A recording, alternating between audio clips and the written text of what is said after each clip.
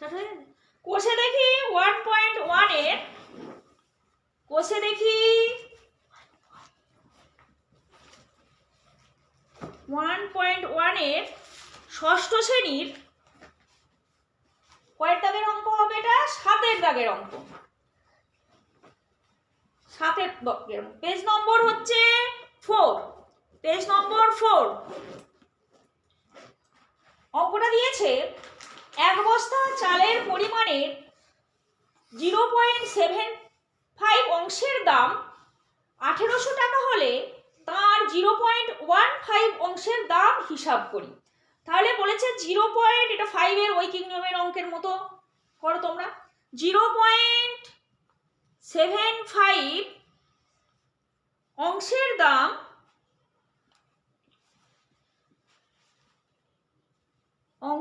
দাম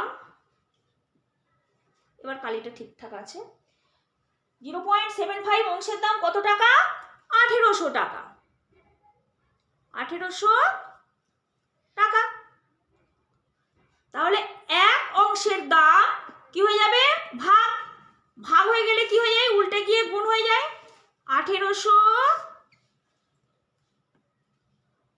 ভাগ 0.75, এটা নিচেই এখন লিখছি ভাগেতে। আর কত অংশের দাম? 0.15 অংশের দাম। 0.15 অংশের দাম 1800 বাই 0.75 ছিল ইন্টু 0.15। এটা টাকা, যেমন টাকা ছিল ডট ডট দিয়ে দাও টাকা। এবার তোমরা এখানে দেখো দশমিকের গুণভাগেতে আমরা একটা শর্ট নিয়ম শিখব। নিচে দশমিকের পর দুটো ঘর থাকলে আমরা শুধু সংখ্যাটা টুকে নেব, টুকে নিয়ে দশমিকের পর 2 ঘর, ওই জন্য ওপরে 100 দিয়ে গুণ। এই 10 আর ওপরে দশমিকের পর উপরে 100 দিয়ে গুণ, এটা পরে আমরা করছি, এটা পরে করব। ওপরে 15, প্রথমে সংখ্যাগুলো টুকে দিলাম, টুকে দিয়ে নিচের দশমিকের পর 2 ঘর, ওপরে 100, আর ওপরে দশমিকের পর 2 ঘর, নিচে 100 দিয়ে গুণ। দশমিকগুলো তুলে দিলে এটা হবে। এবার 100 100 কেটে দাও। এবার এখানে কাটো।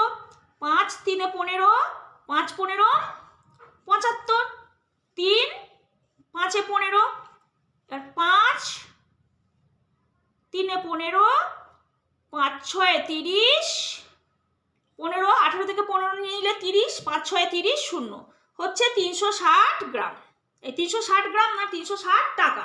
তাহলে 0.75 অংশের দাম 1800 টাকা হলে 0.15 অংশের দাম 360 টাকা হয়ে গেল। এটাই অ্যান্সার।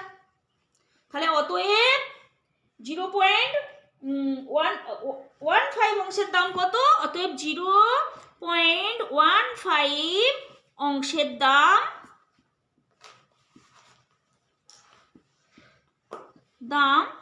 সমান কত টাকা? 360 টাকা। এটাই অ্যান্সার।